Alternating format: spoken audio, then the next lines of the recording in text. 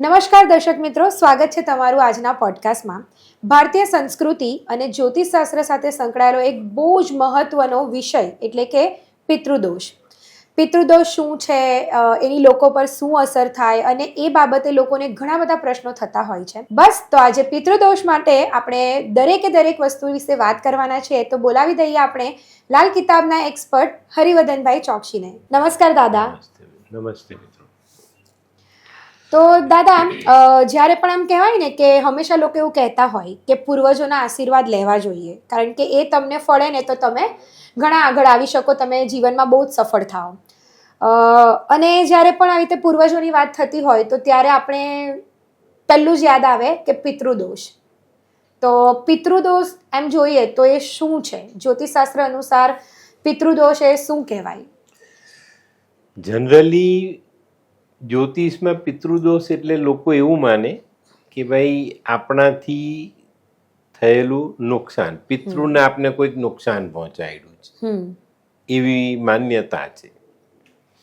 ઘણા લોકો એવું માને કે ભાઈ ગયા જન્મમાં આપણે કયા કર્મ કર્યા, કોઈ પિતૃને પરેશાન કર્યા, કોઈ પિતૃની ઈચ્છા પૂર્ણ ન કરી, એની પાસેથી કંઈ લઈ લીધું, કંઈ આપ્યું ન આપ્યું, આ બધી માન્યતાઓ માણસને પિતૃદોષમાં બહુ પરેશાન કરે. પણ ખરેખર પિતૃદોષ એટલે શું? તમને તમારા દાદા પરેશાન કરે? ના. આપણા કોઈ વડીલ આપણને પરેશાન કરે? ના. તો પિતૃદોષ એટલે શું? પિતૃદોષ એટલે આપણું પોતાનું કર્મ. ઓકે. પછી ગયા જન્મમાં ખોટું કર્મ કર્યું છે, એના આગલા જન્મમાં કર્યું છે, તમારા વડીલોએ કર્યું છે. હા, પિતૃદોષ એવું કહેવાય જ્યોતિષના. એમાં લાલ કિતાબ પણ એવું માને છે કે ભાઈ 3 પેઢી સુધી પિતૃદોષ જોવામાં આવે. દાદા, એનો દીકરો ને તેનો દીકરો. તો આ 3 પેઢી વચ્ચે જે કર્મનું બંધન છે, એમાં કોઈ ભૂલચૂક થાય છે ત્યારે પિતૃદોષ લાગે છે. પિતૃદોષ માટે આપણે ઘણી વખત બહુ એવા વિચારો કરીએ કે ભાઈ શું છે, શું નથી, કયું બાકી છે, મારે કેમ સફળતા નથી મળતી, હું આગળ નથી વધતો. ઘણા બધા પ્રશ્નો પિતૃદોષમાં ઊભા કરવામાં આવે છે. પણ ખરેખર પિતૃદોષ એટલે શું? પિતૃદોષ ભગવાન તમને હાથમાં લખીને મોકલે છે. હા, ઓકે. ઘણા જ્યોતિષ એવું માનતા જ નથી કે ભાઈ આમ છે. બાકી હું એમ કહું છું કે પિતૃદોષ તમારા હાથમાં લખાઈને આવે છે. એટલે કઈ રીતે? ગયા જન્મમાં આપણાથી જે ભૂલો થઈ છે તો એ ભગવાને આપણી હસ્તરેખામાં લખેલી છે. હસ્તરેખા આપણે બતાવીએ છીએ કોઈને તો પેલા મહારાજ જોઈને કહે કે ભાઈ તમારો ગુરુ નબળો છે. ગુરુ નબળો છે એટલે સ્થિરતા નથી આવતી જીવનમાં, પ્રોપર્ટી નથી, સ્થિરતા નથી જીવનમાં. કોઈ પણ કામ કરીએ છીએ તો પાછા પડીએ, જીવન સ્થિર થઈને જીવી નથી શકતા, આપણી પાસે લક્ષ્મી સ્થિર રહેતી નથી. એટલે આર્થિક બાબતોમાં પણ પાછા પડીએ, બીજી રીતે પાછા પડીએ, આપણી પાસે જ્ઞાન ન હોય. ઓકે, હા, ગુરુ જ્ઞાન છે તો એ પણ નથી આપણી પાસે. તો એ પણ આપણી પાસે આ એક મહત્વની વાત આપણે જાણવી જોઈએ. તો આ રીતે પિતૃદોષને આપણે આ રીતના જોવા જોઈએ કે ભાઈ આપણાથી થયેલો કર્મ. હવે આ છે ને બધા અલગ અલગ કુંડળીના ગ્રહોથી આપણે દરેક પિતૃદોષ જોઈ શકીએ છીએ. પિતૃદોષ જોવાની 2 રીત છે. લાલ કિતાબમાં બીજી પણ એક રીત છે, એ આપણે વિગતવાર જાણીશું. તો આ જે વસ્તુ છે પિતૃદોષ એટલે ટૂંકમાં કહીએ તો આપણાથી થયેલી ભૂલ, આગલા જન્મમાં, આ જન્મમાં આપણા દાદાએ કરેલી ભૂલ, આપણા પિતાએ કરેલી ભૂલ આપણે ભોગવવી પડે. એટલે દાદા અને પિતાએ પણ જો કદાચ ભૂલ કરી હોય તો એ કદાચ આપણે ભોગવવાની, ચોક્કસ ભોગવવી પડે. એ આવે છે કે ભાઈ 3જી પેઢીએ ઋણ લાગે. ઘણા માણસ એવું વિચારે કે ભાઈ મેં કરી દીધું, હવે મારે તો કઈ ભોગવવાનું છે નહીં. મેં તો ગુજરાતમાં એવા જ્યોતિષ જોયા છે કે જે લોકો એમ કહે કે પિતૃદોષ આ જન્મમાં લાગતો જ નથી, એમ કહે છે.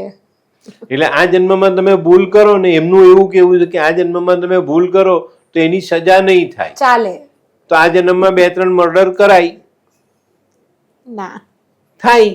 કેમ એ ભાઈ કહે છે કે ભાઈ આ જન્મમાં એની સજા જ નથી તો. પણ તમે કીધું દાદા કે એ તો કેરી ફોરવર્ડ થાય છે કદાચ આ અરે જન્મમાં પણ નહીં ભાઈ તો જે ભૂલ કરીએ છીએ, જે ખોટું કર્મ કરીએ છીએ તેનું ભૂલ તો લાગવાનું આપણે છે, હા. કરી. હવે એ ભૂલ કરી તો એનો દંડ આપણે ભોગવવાનો છે. આપણે નથી ભોગવતા તો આપણી આગલી પેઢી ભોગવશે. હવે આગલી પેઢીની વાત કરીએ. માની લો કે ભાઈ એક વ્યક્તિ છે જેની પાસે પિતા દાદા એની પાસે અઢળક સંપત્તિ છોડી ગયા, એને ખોટું કર્મ કર્યું, જુગાર રહીમો, સ્ત્રી પાછળ ખર્ચા, કોઈક બી XYZ ગંદી આદતમાં એને પૈસા ખર્ચી નાખ્યા. હવે એને પૈસા ખર્ચી નાખ્યા, એ કંગાલ થઈ ગયો, એની ભૂલ એના બાળકો ભોગવશે. હા ચોક્કસપણે. એનો બાળક નાનો હોય 12 વર્ષનો, તારે જોઈ કે ભાઈ મારા બાપ પાસે ગાડી છે, બંગલો છે, ને 20 વર્ષનો થાય તારે કઈ ના હોય તો બધું જતું રહે. આ પિતૃદોષ છે. ખ્યાલ આવ્યો? હા આ પિતૃદોષ છે. એટલે અર્થ એવો થયો કે પિતૃદોષ એટલે એવું નથી કે તમારા પિતૃઓ તમારાથી નારાજ છે. ના, હા પિતૃ કોઈ નારાજ નથી. આપણી જે વાત છે, આપણી સમજ છે, એનાથી આપણો પિતૃદોષ નાનો મોટો થાય છે. તમે કોઈ વસ્તુને સરખી રીતે સાચવી રાખી તો તમારી આવનારી પેઢીને કામ લાગશે. હવે માની લો કે ભાઈ મારા પિતા મારા માટે કોઈક સારી જગ્યા મૂકી ગયા, બંગલો મૂકી ગયા, કોઈક સારો ફ્લેટ મૂકી ગયા, એને મેં સાચવો તો મારી આવનારી આગલી પેઢી એ વાપરશે. હા તરી જાય નહીં તો પછી નહીં તો એને વસાવવાનું અઘરું પડી જાય. મારા પિતાએ લીધેલો ભાઈ 50,000 ફ્લેટ, મેં વાપરો ત્યારે એની કિંમત હતી 5 લાખ રૂપિયા, અને મારો બચ્ચું વાપરશે ત્યારે એની કિંમત હશે 50 લાખ. તો આ જે ઘટનાઓ છે ને એને પિતૃદોષથી જોવાની છે કે ભાઈ આપણે મળી ગયું, આપણે એને વાપરીને ઉડાવી દીધું ને આગલી પેઢી કંગાલ. આ પિતૃદોષ છે. ઓકે એટલે આને જોવાનું છે, આપણે આપણા કર્મથી જોવાનું છે. મેં એવા લોકો જોયા છે કે દાદા પાસે 200 વીંઘા જમીન, ઓકે, આજે પેલાની પાસે ઘર બાંધવાની જગ્યા નથી. એટલે કોઈ પણ કહેવાય ને કે તમારા કુંડળીમાં ગમે તેવા ગ્રહો છે કે ગમે તે છે, તમારે કર્મ તમારાથી દૂર થવાનું નથી. કર્મ તો તમારે સારા જ કરવાના છે. અને ઘણા બધા લોકો આવી રીતે ગભરાવતા હોય કે તમને પિતૃદોષ છે કે તમને આવી રીતે છે, તો એનાથી ગભરાવાનું નથી. ના, ગભરાવાનું બિલકુલ નથી. બસ એને સુધારો. હા, જે ભૂલ થઈ ગઈ એને સુધારો, એમાંથી બહાર નીકળવાનો પ્રયત્ન કરો, સારા કર્મ કરો, જેથી પુણ્ય ભેગું થશે અને તમારા પિતૃદોષ માફ થશે. લાલ કિતાબમાં 9 ગ્રહના અલગ અલગ પિતૃદોષ આપેલા છે. એને સમજીએ ને તો આપણને ખબર પડે કે મારા જીવનમાં જે ભૂલ છે એ પિતૃદોષમાં દેખાય છે. એને સમજવાનું છે. બરાબર. આપણે કોઈનું ખૂન કર્યું તો આપણે જન્મટીપ થાય કે ફાંસી થાય, એને કઈ કોર્ટ ઠપકો આપીને છોડી નથી દેવાની. તો આ વસ્તુને જોવાની છે. ઘણા લોકો એવા બી આવે છે મારી પાસે કે સાહેબ અમે તો કંઈ કર્યું નથી, આ તો અજાણતા થઈ ગયું, આવી આદત હતી, એમાં ભૂલ થઈ ગઈ. અરે પણ ભાઈ એ ભૂલ થઈ ગઈ, હવે એનું નિવારણ સજા છે, એ તમે ભોગવો તો તમે એમાંથી બહાર નીકળશો. તો આને પહેલેથી આપણે સમજશું, કરીશું અને પછી આગળ જઈશું તો ચોક્કસ ફાયદો થશે. અને દાદા સપોઝ તમે જેમ કીધું એ પ્રમાણે કે 3 પેઢી છે, દાદા છે, પિતાજી છે અને આપણે છીએ, તો કદાચ માનવ જીવનમાં કોઈકને દુઃખ પહોંચાડ્યું હોય, જેમ કે દીકરાએ પોતાના પિતાજીને દુઃખ પહોંચાડ્યું હોય, તો જ્યારે પિતાજી નથી હયાતીમાં તો પછી શું એને પિતૃદોષ એટલે લાગી શકે, રાઈટ? તમારા કહેવા પ્રમાણે એટલે ખોટું કર્મ કર્યું ને તો એના જીવનમાં પણ એવી પરિસ્થિતિનું નિર્માણ થાય જ્યારે એને દુઃખ પડે. એટલે કાં તો એના દીકરા એનું સંતાન આપશે, અથવા કુદરતી વાતાવરણ એવું થશે કે જ્યારે એને પિતા યાદ આવશે કે ભાઈ મેં તમને તકલીફ આપેલી, આજે હું તકલીફમાં છું. તો આને સમજવાનું. આ બધી બાબતો પિતૃદોષથી જોડાયેલી. ભગવાને ગીતામાં લખ્યું છે કે ભાઈ જે કર્મ તમે કરશો એનું ફળ હું આપીશ. ભગવાને ગીતામાં એક લાઈન કીધી છે, કોઈ કે ભગવાનને પૂછ્યું કે ભગવાન મારું નસીબ શું? એને તો એવું પૂછનાર ને કે આ તો ત્રિલોકનો નાથ છે એટલે હમણાં મારું નસીબ મને કહી દેશે. તો એને એવું કીધું કે ભાઈ પુરુષનું પ્રારબ્ધ હું નથી જાણતો. ઓકે. કૃષ્ણ ભગવાને જગતગુરુ જેને કહેવાય તેને ના કીધી. પેલો કે સાહેબ એવું થોડું હોય. તો કે ના, એમ કે દુનિયા કર્મથી ચાલે છે. તું જે કર્મ કરશે તે ફળ હું તને આપીશ. મારાથી તને 1 સેન્ટીમીટર બી કોઈ સુખ વધારાનું તને નહીં આપી શકું. એમ ની માપણી કરાવું ને તો તને એવી એટલું પણ હું ના આપી શકું, કારણ કે તારું કર્મ તને આભારી છે. તો આપણે આને જુઓ. એટલે આપણે છે ને પહેલા કોઈને દુઃખ આપવું છે, કોઈને છેતરવો છે, કોઈનું કંઈ ખાઈ જવું છે, તો 100 વખત વિચારવાનું ને પછી આગળ ચાલવાનું. એટલે વાણી, વર્તન, વ્યવહાર ગમે તેનાથી પણ તમારા કર્મો બંધાય. મનની ઈચ્છા. ઈચ્છાથી પણ. હા, ખાલી કિતાબે લખ્યું છે કે તમે ખાલી મનમાં એમ પેલી ઈચ્છા કરો કે આને દુઃખ પહોંચાડવું છે, તો પણ કર્મ બંધાઈ જાય. તમારું કર્મ બંધાય. આને સમજવાનું, અને આપણે સમજતા નથી. તો એવું તો દાદા કેટલા બધા જણા આપણે આખા દિવસમાં વિચારતા હોય છે ને બેટા, એ ભોગવે જ છે, લોકો ભોગવે જ છે. નાની નાની વસ્તુ એટલે આપણે માર્ક નહીં કરતા હોઈએ. આપણે જૂના સંતોની વાણી સાંભળીએ છીએ, વાંચીએ છીએ. અત્યારે કોઈ સારા સંતો તેને સાંભળી, તે લોકો કહે છે કે ભાઈ માફ કરતા શીખો, જતું કરતા, મન મોટું રાખો, સમર્પણની ભાવના. તો આ છે કર્મ. એટલે ખરાબ વિચાર પણ તમારા મગજમાં નહીં આવે તો તમારા કર્મો ખરાબ. કિતાબે લખ્યું છે કે શનિચર કી હુકુમત સે ખારીજ. અર્થાત શનિના વિચારો, એમાં એની જે તાકાત છે એમાંથી આપણે બહાર નીકળ્યા ને એની માટેના એવા વિચારો કરવા માંડ્યા એટલે આપણે પૂરા. વિચાર પણ નહીં. ભગવાને તમને જે આપ્યું છે એ તમારા આગલા જન્મના, આ જન્મના સંચિત કર્મો દ્વારા તમને મળેલા સુખ દુઃખ છે. તો એને ભોગવવાની તૈયારી રાખો. આપણા વડીલો કહેતા હતા ખબર, સંતોષ સંતોષ સંતોષ રાખે. તો સંતોષ એટલે શું? ભગવાને આપણને જે આપ્યું છે એમાં ખુશ રહેવાનું. પણ એનાથી વધારાની ભાવના કરી એટલે બાજુવાળો આવે, સામેવાળો આવે, આપણો ભાઈ આવે, કઈ પડોશી આવે, નજરમાં આવે કે આની પાસે છે, મારી પાસે નથી. હવે એને કોઈ પણ ભોગે મેળવવાના પ્રયત્ન લોકો કરવા માંડ્યા અને અહીંયા દુઃખી થાય છે. પિતૃદોષની જે વ્યાખ્યા છે ને હું બહુ સરસ રીતે સમજાવીશ આજે, કે કયું કામ તમે કરો છો, જે કર્મ કરો છો એ તમે ભૂતકાળમાં કર્યું છે, ગયા જન્મમાં કર્યું છે, તો એનું પરિણામ તમને અત્યારે શું મળે છે. ઓકે. આની સચોટ જાણકારી લાલ કિતાબમાં સંપૂર્ણ રીતે આપવામાં આવેલી છે. અરે વાહ, તો એ કદાચ બધાએ જ જાણવું હશે ને ચોક્કસ જાણવું જોઈએ. તો છે ને આપણે આવા કર્મો જાણીએ છીએ ને તો આપણે આપણા કર્મને સુધારી શકીએ. આપણને યાદ તો આવે કે ભાઈ આ સાંભળ્યું છે, આવું કરીશ તો આવું થશે ને મને આ દુઃખ મળશે. આપણે ભગવાન પાસે માંગીએ છીએ કે ભાઈ મારા બચ્ચાઓ સુખી રહે, મારી દીકરી દીકરો બધા રાજ કરે, ખુશીથી રહે, બધું. પણ તમે કરો જ ખોટું તો એ ક્યાંથી કરવાનું? તમે કોઈની દીકરીને દુઃખ આપો ને તમારી દીકરીનું સુખ માંગો તો ભગવાન ક્યાંથી આપે? આ તો વહુ છે, આ તો દીકરી છે.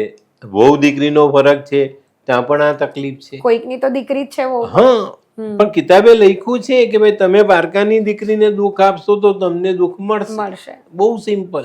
તો દાદા, જો આપણા કર્મો જ બધી વસ્તુ નક્કી કરતું હોય તો આપણે એવું ચોક્કસથી કહી શકીએ કે આપણા પિતૃઓ આપણી સાથે વેર નથી લેતા. આપણા જે કર્મો છે તે જ આપણે બાંધીએ છીએ અને એ પ્રમાણે જ આપણે આપણા જીવનમાં સુખ અને દુઃખ મળે છે. તો ખરેખર પછી પિતૃદોષને આપણે કઈ રીતે જોવો જોઈએ? પિતૃદોષ જોવાની બહુ સરસ પદ્ધતિ લાલ કિતાબમાં આપી છે. પિતૃદોષ દરેક ગ્રહોના અલગ અલગ છે. ઓકે, બરાબર. આજે આપણે આની જાણકારી પૂરેપૂરી વિગતથી લઈએ. સૌથી પહેલું ઋણ કિતાબમાં આપ્યું છે ગુરુનું ઋણ. ઓકે. ગુરુ એટલે પિતા. ગુરુ એટલે આપણા દાદા, કાકા, મોટા બાપા, જે કંઈ બી આપણા વડીલ પુરુષ છે ભગવાન વિષ્ણુ, ઓકે. સ્થિરતા ગુરુ સાથે જોડાયેલી છે. સ્વયં નારાયણ એની સાથે જોડાયેલા છે. જ્ઞાન એની સાથે જોડાયેલું ગુરુ. હા. હવે આ ગુરુનું ઋણ તમારી કુંડળીમાં છે કે નથી એની જાણકારી મેળવવા માટે આપણે કુંડળીના 4 સ્થાન જોવા જોઈએ. બીજું, 5મું, 9મું અને 12મું. આ 4 સ્થાનમાં ગુરુનો દુશ્મન ગ્રહ બેઠેલો છે. ગુરુની સાથે કોઈ પાપી ગ્રહ બેઠેલો છે તો ગુરુનો દોષ લાગે. બરાબર. આ માણસ પાસે શું હશે? સ્થિરતા નહીં હોય, જ્ઞાન નહીં હોય, કુટુંબના ઝઘડા હશે, કુટુંબની એકતા નહીં હોય. હવે જે માણસ પાસે જીવનમાં સ્થિરતા નથી એ માણસ આગળ કઈ રીતે વધવાનો? એક જગ્યા પર સ્થિર નથી તો આગળ વધવાનો તો કોઈ ચાન્સ જ નથી આવતો. તો આમાં શું કહેવાય અને આ ઋણમાં આપણે પાપ કયા કર્યા એની બી જાણકારી જોઈએ ને. તો એની જાણકારીમાં સૌથી પહેલા તમે કોઈ બ્રાહ્મણને કાઢી મૂક્યા હોય ગયા જન્મમાં, આ જન્મમાં, ત્યારે આ ઋણ લાગે. બ્રાહ્મણ ગુરુ છે, એ પાઠ પૂજા કરવા આવે છે, તમે એને અડધૂત કરીને કાઢી મૂક્યા તો આ ઋણ લાગે. ઓકે. વડપીપળાનું ઝાડ કાપીને ફેંકી દીધું તો આ ઋણ લાગે. ઓકે. કોઈકને પરેશાન કર્યા છે તો આ ઋણ લાગે. કોઈ મંદિરને નુકસાન પહોંચાડ્યું છે, મંદિરમાં કંઈક એ કર્યું છે તો તકલીફ આવે. હવે આ વસ્તુ આપણે એક સમજણ પૂરતી વિચારીએ. ચલો તમે આવું કંઈ નથી કર્યું પણ સમજણ પૂરતી વિચારો કે તમે આવું કર્યું છે તો આ જન્મમાં એના પરિણામ શું? સ્થિરતા નથી, પિતાનું સુખ નથી, જ્ઞાન નથી, કુટુંબની એકતા નથી. તો આ બધી વસ્તુ તમને જીવનમાં કઈ રીતે સ્થિર થવા દે? નહીં થવા દે. હવે આ જે ઋણ છે એનું ચૂકવણું વિચારીએ. એટલે કે ઉપાય. હા, એનો ઉપાય. ઋણમાંથી મુક્ત થવું છે તો શું કરશો? કિતાબે બહુ સહેલા ઉપાય આપ્યા, બહુ જ સહેલા. પેલા બ્રાહ્મણને કાઢી મૂક્યા તો એનો લાગો બાકી છે. હવે આપણે તો ખબર નથી આ જન્મમાં કે ભાઈ ચંડીપાઠ કરાવેલો, સત્યનારાયણની કથા હતી કે હવન હતો. તે ચૂકવશું કઈ રીતે? તો એ ચૂકવવા માટે તમારે તમારા કુટુંબના સભ્યોની સંખ્યા ગણવાની. કયું કુટુંબ? દાદા દાદી, એના પછી કાકા બાપા, ફોઈ ફુવા, બધાને ગણો. એના સંતાનો, લોહીની સગાઈ છે ત્યાં સુધીના સભ્ય સંખ્યા ગણો. એમ વિચારો કે બધા પાસે તું 1 રૂપિયો લેવા ગયો, બધાએ મને ના કહી દીધી કે ભાઈ અમે કઈ પૈસા આપીએ નહીં. એને ના કીધી તો આપણે 1 રૂપિયાની જગ્યા પર 10 રૂપિયા 10 ગણા કરીને આપશું.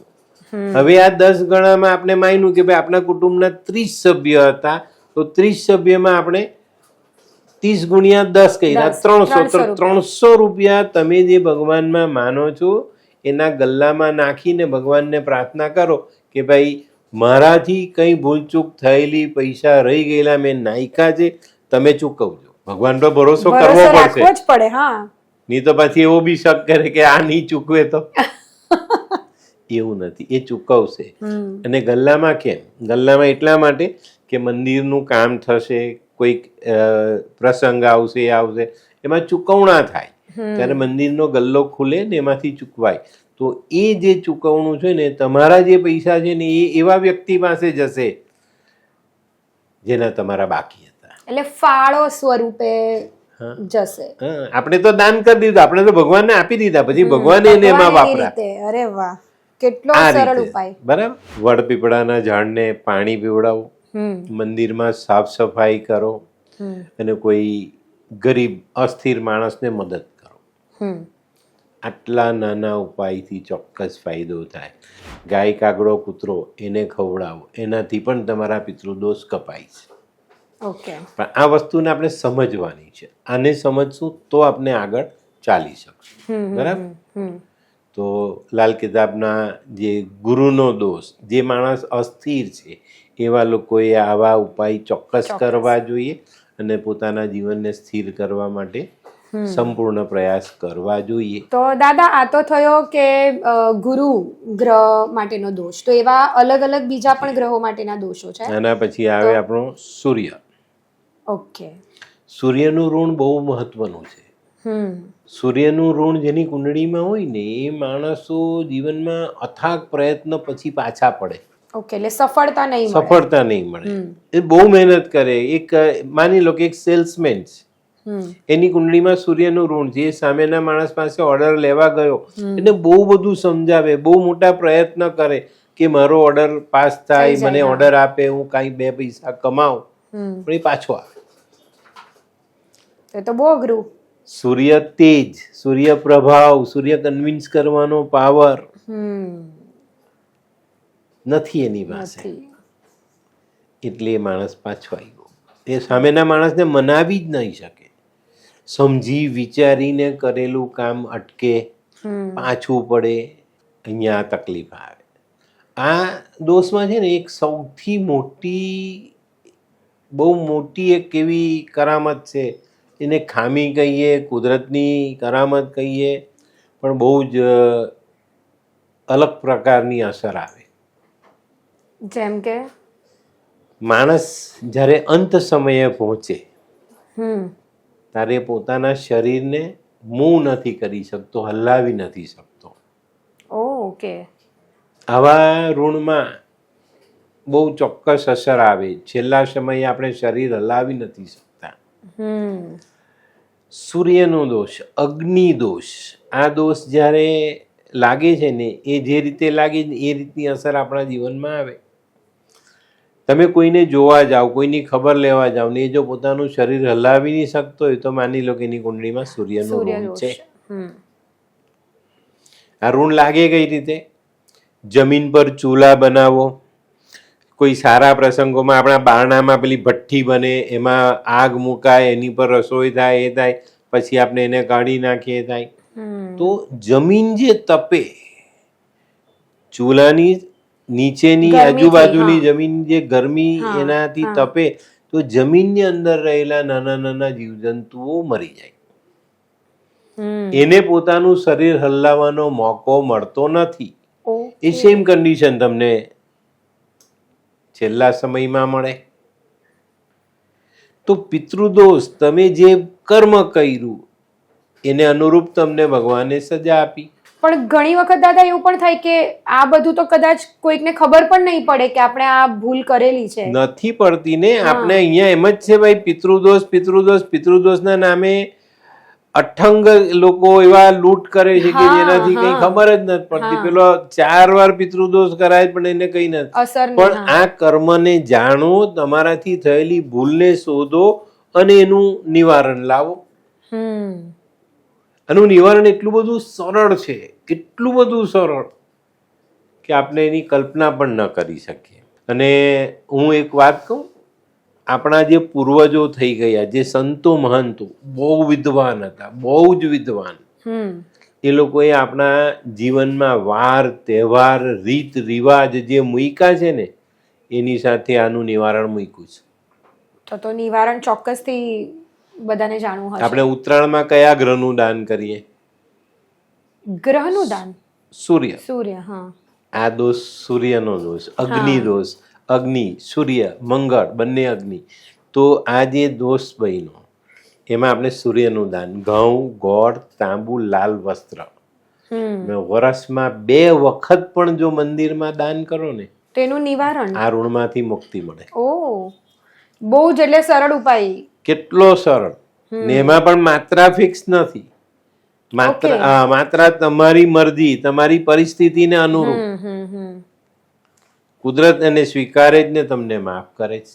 હવે આપણે પિતૃદોષમાં શોધીને થાકી જઈએ કે ભાઈ મારી કુંડળીમાં કયો દોષ છે.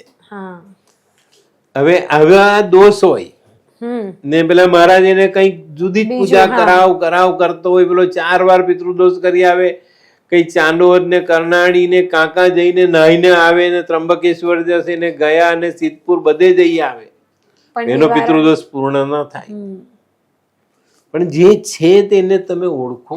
તો દાદા કુંડળીમાં જે પણ દોષ હોય તો એ ખબર પડી જ જાય અને એનું નિવારણ તમે જે રીતે આપો છો એ રીતે તમે સરળતાથી ચોક્કસ કરી શકો. જાતે કરી શકાય બેટા, હા, હું એ જ કહું છું, જાતે હા. તમે જાતે આનું નિવારણ કરી શકો. હા.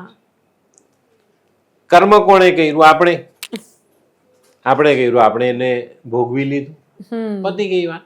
હવે આ ઋણ જોવાય કઈ રીતે? સૂર્યનું ઋણ તમારી કુંડળીમાં છે તો એ ઓળખવું કઈ રીતે? તો મિત્રો બહુ સરસ છે. તમારી કુંડળીમાં 5મી રાશિ સિંહ રાશિ, સૂર્યની રાશિ. તો કુંડળીમાં 5મું સ્થાન સૂર્યનું સ્થાન, 5મા સ્થાનમાં શુક્ર બેઠેલો છે. રાહુ, કેતુ કે શનિ, આ ગ્રહો જો તમારી કુંડળીમાં બેઠા છે, શુક્ર સૂર્યનો કટ્ટર દુશ્મન ને બાકીના પાપી ગ્રહો, તો એ 5મા સ્થાનમાં બેઠા છે ત્યારે આ દોષ લાગે ને લાગે ને આનું નિવારણ થાય નહીં ત્યાં સુધી પેલો માણસ ઠેકાણે આવતો નથી. તો આ બહુ નાનકડી વાત છે, એને સમજશો તો બહુ ચોક્કસ રીતે તમને એમાં ફાયદો મળે. તો દાદા આપણે ગુરુનો દોષ જોયો, સૂર્યનો દોષ જોયો, તો ત્યાર પછી બીજો કયો દોષ હોય? ચંદ્ર. ઓકે. ચંદ્ર માનવ જીવન માટે બહુ મહત્વનો ગ્રહ છે અને જેની કુંડળીમાં ચંદ્રનો દોષ હોય ને એનું જીવન ખરેખર કષ્ટકારી હોય. ઓકે. ચંદ્ર એટલે શું? મન, માતા, ધન અને દુનિયાનું પાણી. ઓકે. દુનિયાનું જે પાણી છે, નેચરલ વોટર, નદી, નાળું, દરિયો, વરસાદ, તળાવ, કૂવો, આપણા નળમાં પાણી આવે તે બધા પાણી ચંદ્રના અંડરમાં છે. આપણું શરીર 72% પાણીથી બનેલું છે. તો આ જે વસ્તુ છે ને એનો દોષ જેની કુંડળીમાં આવે એમાં સૌથી મોટું દુઃખ માતા દુઃખી. જેની માતા દુઃખી એને તકલીફ પડવાની છે. ધનની કમી આખી જિંદગી રહી. આવા છે ને આવા દોષમાં ઘણી વખત મેં એવું જોયું છે, આલીશાન બંગલામાં રહેતો હોય, આમ 4 લિફ્ટ હોય એક બંગલામાં, રોકડ નહીં હોય. અચ્છા. કેશ પૈસાને વાપરવા હોય તો ફાંફા મારવા પડે. 5 કરોડનો બંગલો છે, એક દિવાલ થોડી વેચાય ના કે ભાઈ 1 કરોડમાં વેચવી, એવું નથી થતું. તો આવા માણસો આનાથી દુઃખી હોય ને ચોક્કસ આવા માણસને લિક્વિડ ધન, કેશ પૈસાનું દુઃખ હોય અને એને તકલીફ પડે. ઘણા લોકો એવા આવે છે કે સાહેબ બધું છે પણ ખબર નહીં કેશ પૈસો નથી રહેતો. કુંડળીમાં ચંદ્રનો દોષ હોય. બરાબર. આ દોષ છે ને બહુ ચોક્કસ રીતે લાગે. એટલે કુંડળીમાં 4થા સ્થાનમાં કેતુ બેઠેલા છે, ચંદ્રના સ્થાનમાં કેતુ, તો માતૃદોષ લાગે. ઓકે. માતૃદોષ લાગે ત્યારે આ તકલીફ પડે. માતા દુઃખી, આપણે દુઃખી, ધન નથી આપણે દુઃખી, ધન હોય આપણે વાપરી ન શકીએ, તકલીફ છે. માતા ક્યાંક ને ક્યાંક કંઈક ને કંઈક બીમાર હોય. હવે આવા દોષો છે ને લોકો જાતે પણ ઊભા કરે છે. જાતે શું કામ પણ કરે ને, તો કેમ નહીં કરાય? માને ઘરડા ઘરમાં મૂકી આવીએ. ઓકે. એટલે જાતે જ પોતાની માને દુખી કરી અને પોતાને તો ચંદ્ર ક્યાંથી આવ્યો? તમે જે પ્યોર ચંદ્ર તમારી પાસે સાક્ષાત ચંદ્ર છે તેને ઉચકીને તમે ત્યાં મૂકી આવ્યા તો હવે દોષ લાગશે, ભોગવવું પડશે. ભોગવે છે, આવા લોકો ભોગવે છે, બહુ ચોક્કસ રીતે ભોગવે. તો આપણે એને સમજવાનું, એ નથી સમજતા લોકો એટલે તકલીફ પડે. તો આનું નિવારણ શું? એટલે અગર આનું જેને નિવારણ ચંદ્ર બહુ દોષ સરસ છે, છે. આમાં ચોક્કસ એ છે ચંદ્ર એટલે ધાતુમાં ચાંદી સાથે જોડાયેલો ચંદ્ર છે. તો ચાંદી લેવી જોઈએ ચોરસ ટુકડાના રૂપમાં. આપણા કુટુંબના બધા સભ્યોનો ભાગ ગણીએ એમાં, તો એ રીતે એ તો સંકલ્પ કરો કે ભાઈ અમે જે ચાંદી લીધી છે 1 ગ્રામ, 2 ગ્રામ, 5 ગ્રામ તમારી કુટુંબની સંખ્યા છે એ પ્રમાણે લો, માથા પરથી ઓવારી ને વહેતા જલમાં વહાવી દો. ઓકે. આપણે ખબર છે આવતા જતા આપણા વડીલોને આપણે જોયા હશે, નદી પરથી વાહન પાસ થાય, ટ્રેન પાસ થાય, તેમાં પૈસા નાખે. ઘણી વખત. આ પણ માતૃદોષનું નિવારણ. કેટલું સિમ્પલ. ધન ચંદ્ર છે, આપણું ધન આપણે ચંદ્રમાં નદીમાં માતાને પધરાયું. નદીને માં કહીએ છીએ, નદી જલ છે, જલ ચંદ્ર છે. તો આ વસ્તુ કરીએ આપણે. તો આપણે છે ને આપણા ઘણા લોકોને મેં એવા જોયા છે કે આ તો અંધશ્રદ્ધા છે, આ પૈસા કોને કામ લાગે. અરે ભાઈ એ એનાથી આપણી ઓરા રિપેર થાય છે.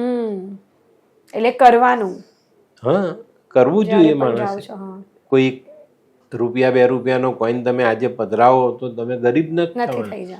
માતૃદોષમાં રાહત થશે.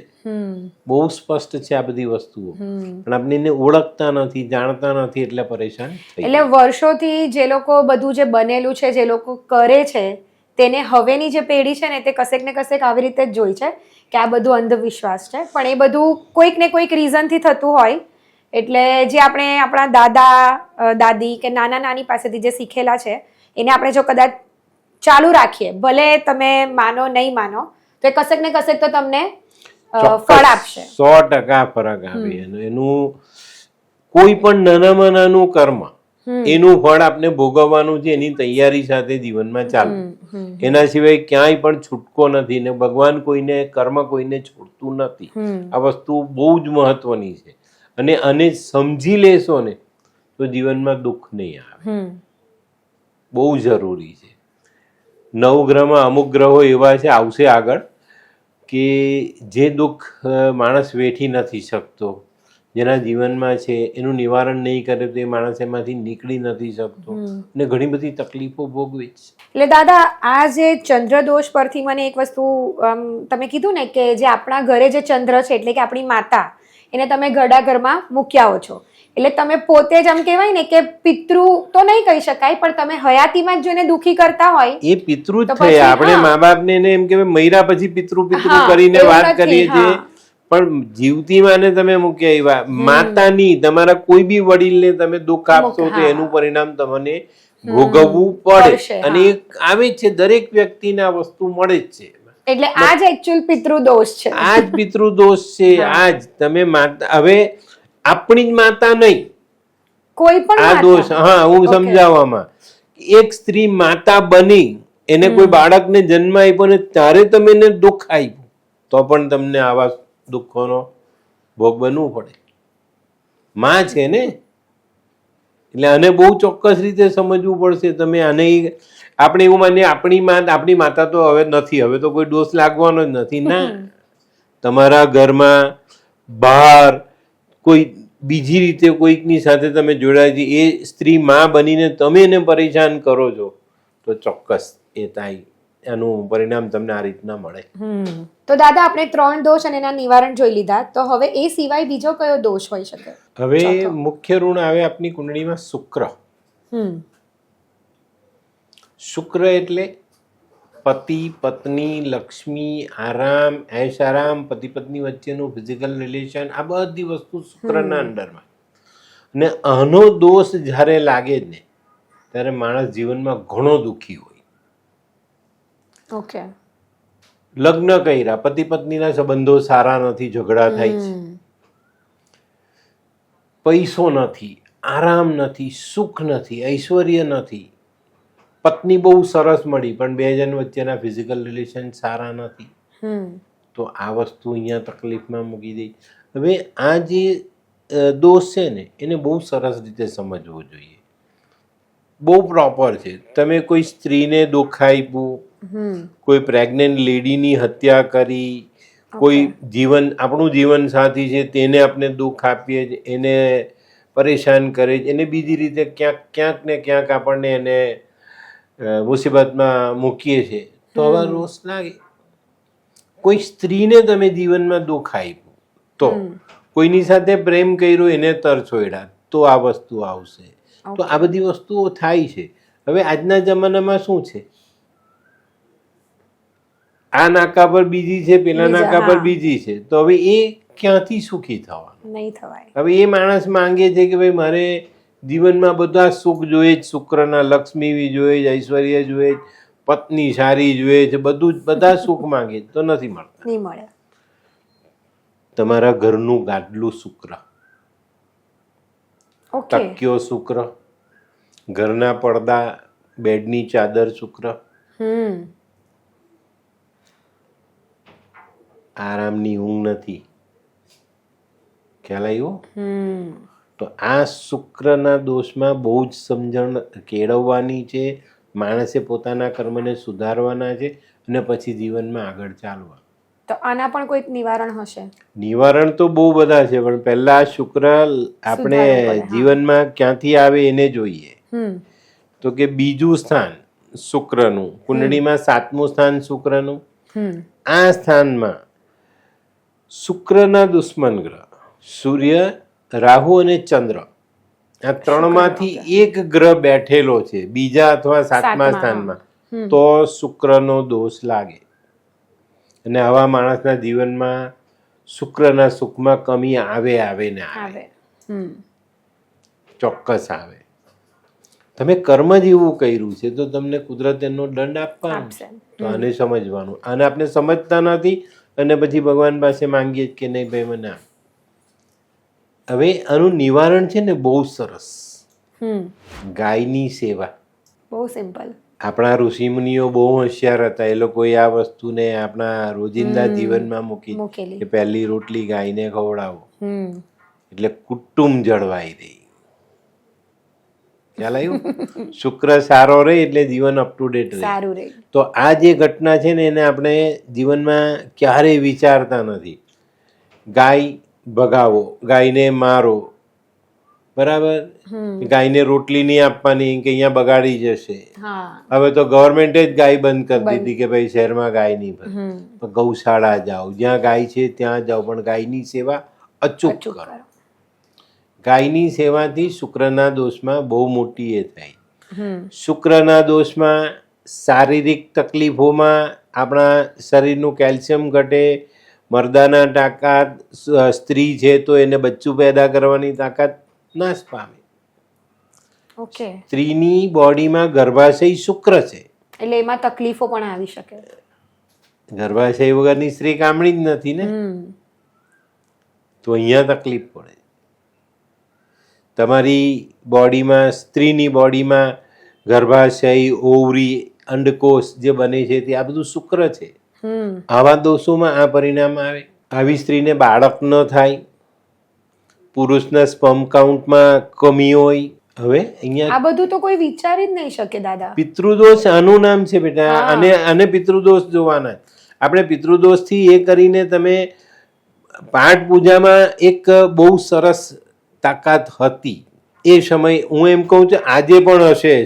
સારા વિદ્વાન જ્યોતિષો જે છે એ આજે પણ કરાવતા જ હશે, પણ અત્યારે જે આપણા સમાજમાં લેભાગુ લોકો પડી ગયા છે આ લાઈનમાં ને, એ લોકો જે અત્યારે લોકોની પાસે પૈસા એંઠે છે ને એ ખોટા છે.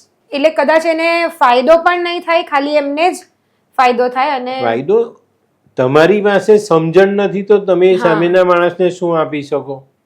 બરાબર. હા, તમને 1 થી 100 નો અંક આવડતો નથી તો તમે એને દાખલા સમજાવશો, ઘડિયા સમજાવશો, શું સમજાવશો? એને સમજવાનું. આપણે ત્યાં કહું છે, આપણે ત્યાં એટલા બધા વિદ્વાન જ્યોતિષ હતા, અરે આજે પણ છે. ઘણા એવા લોકો છે કે જે એક કુંડળીની નજર આમ ફેરવે એટલે કહી દે કે ભાઈ તારામાં આ કમી છે, આ તકલીફ છે. એના નિવારણ પણ એ લોકો કરાવે છે, આજે પણ કરાવવાવાળા છે. જ્યોતિષની લાઈન કઈ સહેલી નથી, પણ અત્યારે લોકો આમ ખબર નથી મને કે બસ બેસી ગયા છે. પેલી કહેવત છે ને, હળદના ગાંગડે ગાંધી, એના જેવું કામ છે, એ ના ચાલે. તો આ શુક્રનો દોષ ઉપર છલ્લું જ ખાલી કદાચ એમને હોય એટલે એમને એમ કે બધાનું નિવારણ થઈ જાય. એમાં ના સમજાવાય ને. અત્યારે આ જે તકલીફો છે ને એનાથી ઘણા લોકો પીડાય છે ને ઘણા લોકોનો વિશ્વાસ આ શાસ્ત્રમાંથી ઉઠતો ચાલ્યો. તકલીફ આ છે. તો કોઈ સારી ગૌશાળામાં જાઓ જ્યાં 100 થી વધુ ગાય છે, ત્યાં થોડો સારો લીલો ચારો લઈ દરેક ગાયને ખવડાવો. આનાથી તમારો શુક્રના દોષનું નિવારણ ઇમિડિયેટ થાય છે. તમે ગૌશાળાની બહાર નીકળો એટલે તમારો શુક્રનો દોષ શમી ગયો.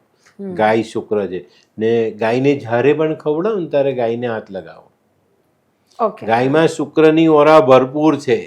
એટલે આપણે બી સારું રહે. હા, કોઈ ઓરા માપવાનું જેની પાસે યંત્ર છે, તમારી બોડીની ઓરા એ ચેક કરે શુક્રની, તો કે ભાઈ 5 પોઈન્ટ છે, ગાયની 5 પ્રદક્ષિણા ફરી લીધી તો 10 થઈ જાય. ઓકે. હા, એટલું જ તાકાત છે તાકાત છે, ગાયમાં. હા, ગાય માતા. ગાયમાં એમને એમ થોડું કહેવાય કે એમાં 33 કરોડ દેવતા બેઠેલા છે. અને આ પ્રાણી બહુ ચોક્કસ રીતે છે, આપણે એને માતા કહીએ છીએ, પૂજનીય છે, કામધેનુ કહીએ છીએ, લક્ષ્મી કહીએ, બધું જ એમાં આવેલું છે, પણ આપણે એને ઓળખતા નથી એટલે ચાલે છે. તો દાદા હવે એના પછી મંગળ ગ્રહના જે દોષ હોય તો એના વિશે આપણે ચર્ચા કરીએ. મંગળનું સ્થાન કુંડળીમાં 1 અને 8મું. મેષ અને વૃશ્ચિક આ 2 રાશિ મંગળની રાશિ. તો આ સ્થાનમાં બુધ અથવા કેતુ મંગળના દુશ્મન ગ્રહ. પહેલા સ્થાનમાં બુધ કેતુ અથવા 8મા સ્થાનમાં બુધ કેતુ બેસે ત્યારે મંગળનો દોષ લાગે. અને આ રિશ્તેદારીનું ઋણ કહેવાય લાલ કિતાબમાં. ઓકે. આ સ્થાનોમાં જ્યારે આ ગ્રહ બેસે ને ત્યારે સૌથી પહેલું નુકસાન દવામાં અઢળક પૈસો વપરાય. હેલ્થ વાઇઝ એટલે આપણે પ્રોબ્લેમ મંગળ લોહી, એટલે આ એક નુકસાન. ભાઈ સાથેના સંબંધો કેળવાતા નથી એ તકલીફ. દવામાં પૈસા વપરાય એટલે કેવા ખબર, આમ એની અડધી કમાણી 60% કમાણી દવામાં ચાલી જતી હોય આવા લોકોની. ઓકે. 8મા સ્થાનમાં બુધ આવે, મંગળના સ્થાનમાં બુધ આવ્યો, 34 વર્ષનું આયુષ્ય થઈ જાય અને એ માણસ બીમાર થઈને પૈસા ખર્ચ કરે, સ્વાસ્થ્ય મળે નહીં. ઓકે. પહેલા સ્થાનમાં કેતુ બેસી ગયો, મંગળ તો નબળો થયો પણ એ પોતે બી નબળો થયો, આખી જિંદગી ટેન્શનમાં ચાલી જાય આવા વ્યક્તિની. વિચાર્યા જ કરે ને ખોટા વિચારોથી જેનું ચાલે ને એને વિચાર કરવો જ પણ એની પરિસ્થિતિ જ એવી થઈ જાય. એટલે આ જે ઘટનાઓ છે ને તે આ રીતે અહીંયા મંગળ ડિસ્ટર્બ થાય. મંગળ એટલે સૌથી પહેલા પેટ. આવા વ્યક્તિને પેટના રોગ થાય. પેટના રોગ થાય એટલે પેલો માણસ અડધો નબળો, તાકાત ન મળે, દવા કાયમ ખાવી પડે, કામ ધંધો ન કરી શકે. બીજો આવે ભાઈ સાથેના સંબંધો સારા નહીં હોય એટલે એકલો પડી જાય. ભાઈની તરફથી કોઈ મદદ નહીં, ભાઈ કાયમ એને પરેશાન કરતો હોય ને ભાઈ માંગલિક કોઈને 4 સ્થાનના 8 સ્થાનના ફરકમાં હોય તો એને જવું પડે કે ભાઈને જવું પડે દુનિયામાંથી. ઓકે. હા, એટલે આ ઘટનાઓ આ રીતની થાય છે. તેના નિવારણ બહુ બધા છે એના, પણ આપણે કરીએ તો ને. પણ આપણે તો પહેલા તો પેલી પાઠ પૂજામાંથી નીકળવાનું છે. પાઠ પૂજા કરો, મંગળની પૂજા કરાય, હનુમાનની પૂજા કરાય, બધું જ કરાય, કોઈ ના નથી કીધું, પણ ખોટું નહીં. જ્યાં જે છે તે જ બરાબર. હવે પેટમાં દુખે છે ને પેલો માણસ આપણે માથાની ગોળી આપે તો કોઈ કામનું નહીં. બસ આને સમજવાનું. આ પહેલા ને 8મા સ્થાનમાં બુધ કેતુ બેસે ને ત્યારે તકલીફ પડે છે. હવે એનું નિવારણ શું? પાપ શું કર્યું તે પહેલા જાણીએ. કયું પાપ કર્યું હોય તો આવું થાય? એ જ સૌથી મોટો પ્રશ્ન છે. એટલે આ જન્મમાં ના કરાય એમ, બરાબર. એનું એ ધ્યાન રાખો. કોઈ મિત્રને ફરવા લઈ ગયા, ઝઘડો થયો, મારામારી કરી, એને પેલાને બહુ વાગ્યું, એને દવાખાને લઈ જવાનો હતો, આપણે લઈ નહીં ગયા, ત્યાં મૂકીને ચાલી ગયા. દવા વગેરે માણસ દુનિયા છોડી ગયો. હવે એ બચાવેલા પૈસા આપણે આ જન્મમાં વાપરીએ. ખ્યાલ આવી ગયો? એટલે આ પાપ આ જન્મમાં તો કરાય જ નહીં ને. આવું પાપ કરાય જન્મ નહીં તો આવતા એકચ્યુઅલમાં તો કોઈ જ પાપ નહીં થાય. આટલું બધું સાંભળીને મને એવું થાય છે કે બાપરે, ગયા જન્મમાં આવું બધું કર્યું હોય અને આ જન્મમાં ભોગવવું પડતું હોય તો આ જન્મમાં બહુ જ સાચવીને ચાલવું પડે એવું છે. આ જન્મમાં આવી જાણકારી મળ્યા પછી આપણે બહુ ચોક્કસ રીતે જીવનને લાઈન અપ કરવાનું છે, નહીં તો તકલીફ પડે. બરાબર. અને બહુ સંભાળીને કર્મો જોડવાના છે જીવનમાં, જેથી કરીને આપણને તકલીફ ન પડે. આ ઋણમાં પેટના રોગ થાય, લોહીની કમી આવે, ભાઈ સાથેના સંબંધો બગડે, ભાઈ સાથે સંબંધ હોય તો એમાં કોઈ મજબૂતાઈ ન હોય, ઘણી બધી એ આપણને મળતી હોય. કોર્ટ કેસ થઈ જાય, કોર્ટ કેસ. ઓકે. ભાઈ સાથે, કાકા સાથે, તારે પણ આ 8મે મંગળ એમાં ભાગ ભજવે, અને મંગળનો દોષ હોય તો એ વધુ ભાગ ભજવે. જ્યારે જ્યારે આપણે મંગળથી પીડાતા હોઈએ ને ત્યારે આવા બનાવો આપણા જીવનમાં અસર કરતા હોય, અને એનાથી જો આપણે બચીને ચાલીએ તો ચોક્કસ આપણને જીવનમાં ફાયદો થાય. હવે આપણે આનું નિવારણ જોઈએ. આવું દુઃખ જો તમારા જીવનમાં હોય, તમારી કુંડળીમાં પહેલા સ્થાનમાં કે 8મા સ્થાનમાં બુધ કેતુ જેવો ગ્રહ બેઠેલો હોય તો આજથી જ સંકલ્પ કરો કે કોઈ પણ ગરીબ જેની પાસે દવાના પૈસા નથી એને દવાના પૈસા આપીશ અથવા દવા અપાવીશ, અને દવા અપાવજો, ચોક્કસ તમને ફાયદો થશે. અને આ એટલું બધું નાનું કર્મ છે, અને આ કર્મ છે ને એકવાર કરીને બેસી નહીં જતા, કરતા રહેજો. આવું કર્મ માણસ કરતો રહે, જ્યારે બી મોકો મળે ત્યારે કરો. હવે ઘણા કે છે સાહેબ કોને આપીએ, મેડિકલ સ્ટોર પર તમને એક મોકો મળે. આપણે દવા લેવા ગયા તો એક માણસ બીજો આવ્યો હોય ચિઠ્ઠી લઈને કે ભાઈ આની કિંમત કેટલી, તો પેલો કહે છે કે ભાઈ આ કેટલી 20 ગોળી છે, હા તો કે 20 ગોળીના 500 રૂપિયા થશે. પેલો માણસ કે ભાઈ મારી પાસે 500 નથી, તો કે અડધી આપી દે. તો ત્યારે તમે 250 આપીને એને પૂરી દવા અપાવો. તમારા કોઈ ફેમિલી ડોક્ટર છે, એને જઈને કહો કે સાહેબ તમારી પાસે કોઈ દવા લેવા આવે ને પૈસા નહીં હોય તો અમે આપી દઈશું. સિમ્પલ, નિવારણ થઈ જાય ત્યાં જ. કોઈ ગરીબ તમારે ત્યાં કામવાળી આવે છે, આજુબાજુ કોઈ ગરીબ રહી છે, અરે સરકારી હોસ્પિટલમાં ચાલ્યા જાઓ. ત્યાં બહુ લોકો એવા જે ચિઠ્ઠી લઈને રાહ જોઈને બેઠા હશે કે હું ક્યારે લાવું, આજે પગાર આવે, કાલે આવે, ઉપાડ મળે, કોઈ ઉછી ના આપે, તેને દવા અપાવો, ચોક્કસ ફાયદો થાય. આપણે કરતા નથી. પણ દાદા કશેક ને કશેક નિવારણ પણ નહીં ખબર હોય, અને કદાચ એવું ખબર પણ નહીં હોય ને કે ઘણા બધા લોકોને કે હું આનાથી પીડાઉં છું ને એનું કારણ આ હોઈ શકે. આજે તો એનું નિવારણ ખબર પડી ગયું. હા, હવે આ નિવારણ કરો અને જીવનમાં ચોક્કસ રીતે આ પિતૃદોષમાંથી મુક્ત થાઓ. અને મંગળનો દોષ કહેવાય. તો દાદા હવે બુધ ગ્રહનો જે દોષ હોય તો તેના માટે શું નિવારણ આપણે કરી શકીએ? બુધનો પિતૃદોષ ખરેખર બહુ પીડાકારક છે. ઓકે. બુધ એટલે બુદ્ધિ, ભણતર, બેન બેટી, આપણા શરીરની નસો, વેપાર, ભણતર, બધું આની સાથે જોડાયેલું છે. કુંડળીમાં 3જું અને 6ઠું સ્થાન એ બુધનું સ્થાન. આ સ્થાનમાં બુધનો દુશ્મન ગ્રહ બેઠેલો છે. હવે અહીંયા છે ને બુધનો દુશ્મન મંગળ પણ છે, પણ 3જા કા 6ઠા સ્થાનમાં ચંદ્ર બેઠેલા હોય. ચંદ્ર બુધનો કટ્ટર દુશ્મન છે, તો જો ચંદ્ર બેઠેલો 3જા સ્થાનમાં અથવા ચંદ્ર 6ઠા સ્થાનમાં તો બુધનો દોષ લાગે. અને બુધનો દોષ લાગે ને ત્યારે માણસ ઘણી વખત બધી રીતે સુખી હોવા છતાં પાયમાલ થાય. ઓકે. વિનાશ કાલે વિપરીત બુદ્ધિ, ન કરવાનું કરે. 3જા સ્થાનનો બુધ કોળી કહેવાય, તો એ સ્થાનમાં ચંદ્ર આવીને બેઠા તો બુધ દિમાગ છે ને ચંદ્ર દિલ છે, બેનું કોમ્બિનેશન નહીં જામે, ત્યારે માણસ ઉલટા કામ કરશે ને પીડાશે. 3જા સ્થાનમાં ચંદ્ર આવે એવો માણસ ડિપ્રેશનના ભોગ બને. ચોક્કસ રીતે 3જા સ્થાનનો ચંદ્ર જોઈએ એટલે અમે માની લઈએ કે ભાઈ આ માણસ ડિપ્રેશનમાં ભોગવી જોઈએ, કોઈ આવી ગયો હોય, અત્યારે હોય, ઘણી બધી બાબતો. 6ઠા સ્થાનમાં ચંદ્ર બુધનો બી દોષ બનાવે ને કેતુનો બી દોષ બનાવે. ડબલ. બેન બેટી નુકસાનમાં, દીકરી પરણાવો તો એના લગ્નમાં અડચણ, દીકરી પરણીને સાસરે જાય તો સાસરે સુખ ના હોય. કેતુ સંતાન ન થાય, થાય તો કન્યા થાય.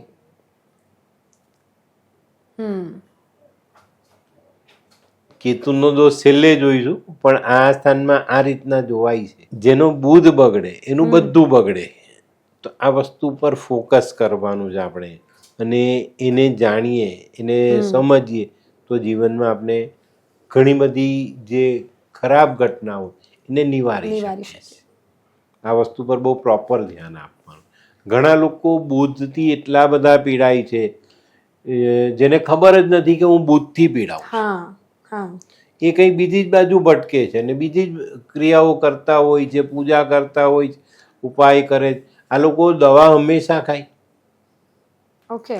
ત્રીજા છઠ્ઠા સ્થાનમાં ચંદ્ર હોય એવા લોકોને દવા કાયમ ખાવી પડે.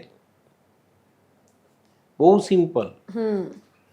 ઘણી વખત તો છે ને આ જે ત્રીજા ને છઠ્ઠા સ્થાનમાં ચંદ્ર આવે જ ને ત્યારે માણસ એન્ઝાયટી, ડિપ્રેશન, એન્ઝાયટી, ઘણી વખત આવા બાળકો ઓટિઝમથી પીડાય. ઓકે. ત્રીજા સ્થાનનો ચંદ્ર ને છઠ્ઠા સ્થાનનો ચંદ્ર બાળકને ઓટિઝમ આપે. નાના બાળકોને? હા, મોડું ઓળખી શકે. એને પૂછીએ કે ભાઈ આ શું છે તો એ કહેશે ખરો પણ એને વાર લાગે. એને વિચારવું પડે કે આ બોટલ જ છે, ગ્લાસ છે, શું છે, પછી એક જવાબ આપશે. ઓટિઝમ જેને કહીએ તે ઓટિઝમના ભોગ બને છે. પણ આ બધી વસ્તુને સમજવી પડે. હવે આવા સમયમાં ડાક્ટર પોતાની રીતથી કામ કરે, દવાઓથી, પૂજારીઓ પોતાની રીતથી કામ કરે. આનો એકદમ સહેલો ને સરળ ઉપાય, નાની નાની કન્યાઓને જમાડો, કુમારિકા જેને કહીએ ને. હવે અહીંયા ધર્મ પાછો જોડાયો છે. નોરતામાં કુમારિકા જમાડીએ, કોઈ સારા પ્રસંગમાં ગોયની જમાડીએ, થાય જ. એ પહેલેથી જોડાયેલી છે ધર્મમાં. આ વાતો આપણી સાથે જોડાયેલી, પણ આપણે એને સમજતા નથી ને ચલાવીએ. તો આને પણ સમજવાનું. તો દાદા આ દોષ કેવી રીતે આવે? આજે શું એવું કર્યું હોય ગયા જન્મમાં કે જેને લીધે આ દોષ આ જન્મમાં આવ્યો છે? કોઈની બેન દીકરીને પરેશાન કરી, ઓકે, કોઈ દીકરીને આપણા ઘરે લાવ્યા વહુ તરીકે, એને પરેશાન કરી, ત્યારે આવા દોષ આવે. આપણા સમાજમાં આ એક બહુ મોટી ટ્રેજડી છે કે પારકાની દીકરીને દીકરી નથી ગણતા. એટલે આ તકલીફ છે. જ્યારે આપણે કોઈની દીકરીને લાવ્યા ને એ દીકરીને પરેશાન કરીએ તો આપણી દીકરીને પરેશાની મળે ને મળે. બરાબર. તો અહીંયા પણ પિતૃદોષનું નિવારણ જોયું.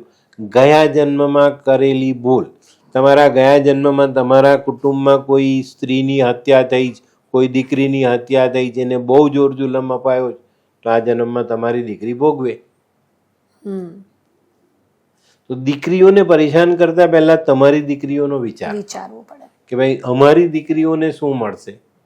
તો આપણે અહીંયા પણ અટકવાનું છે, અહીંયા પણ સમજણ કેળવવાની છે કે ભાઈ હું આ નહીં કરું, ચોક્કસ તમને ફાયદો થાય છે. પણ આપણે આવો વિચાર કરતા નથી, ક્યારે પણ એ નથી. હવે અત્યારે ઘણા લોકો એવા છે, ગુજરાતમાં ઓછું છે પણ ગુજરાતની બહાર એવું છે, નાની નાની છોકરીઓને ઉઠાવી જઈને એને પીડા અપાય છે, એને ખોટા રસ્તે ધકેલાય છે. તો આ દોષ તમને આ રીતના લાગે, તમારી બેન બેટીઓમાં લાગે છે, ચોક્કસ તમને અહીંયા નુકસાન મળે છે. તો આને પણ સમજવાનું છે ને. તો આ પણ એક એવો પિતૃદોષ છે જેમાં માણસને ઘણી બધી પીડા મળે.